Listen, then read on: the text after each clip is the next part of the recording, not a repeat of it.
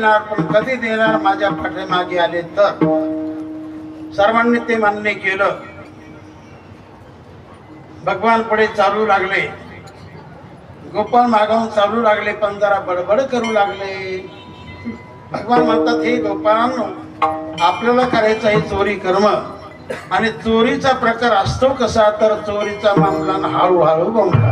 हळूहळू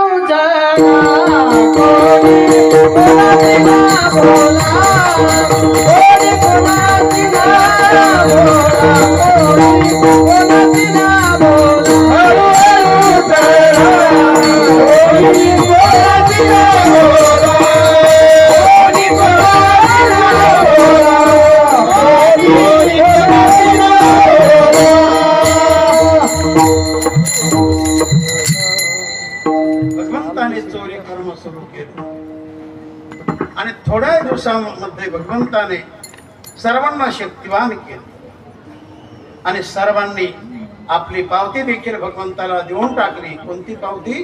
तुझी संगती, तुझी संगती झाली आमची निश्चिंती, नाही देखील ते मिळे भोग सुखाचे सोडे.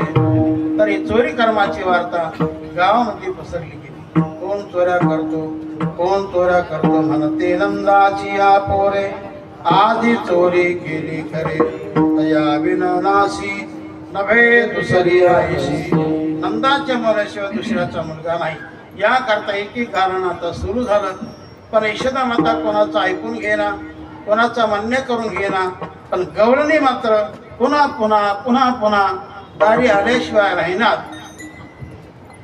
एक प्रसंग असा, असंख्य गवळणी दारी आल्या, कारण त्या गवळणी देखील सामान्य नव्हत्या, वेदातील श्रुती होत्या, पण त्यांनी गोकुळामध्ये जन्म धारण केला, अवतार धारण केला. अशा असंख्य गवळणी दारी आल्या.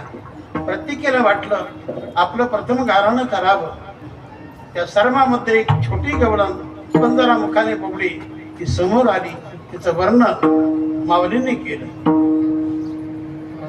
काय सांगू तुझे बाई, काय सांगू, काय सांगू.